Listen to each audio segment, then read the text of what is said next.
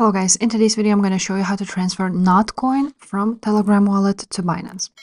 This tutorial is quick and simple, so make sure to subscribe to the channel before we dive into. Now, on the assets, you will see your Notcoin, which you want to click on. And now what you want to do is click send option. As I don't have Notcoins on my Telegram wallet, I cannot go through again, but you will see an option of external wallet, just like I'm seeing here. And then you're going to click on enter the address. So to enter the address, you need to go to Binance.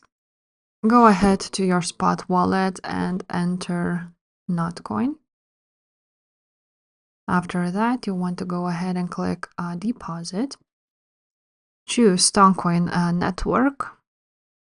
And now you will see deposit address and a memo, and you need both of those.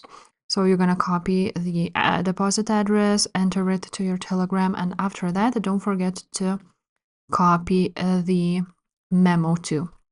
Memo is definitely required if you want to not lose your funds. If you will not enter memo, your funds may be lost. So make sure to enter that to your Telegram, and that's pretty much it. If this video was helpful, make sure to subscribe, and I will see you next time. Bye.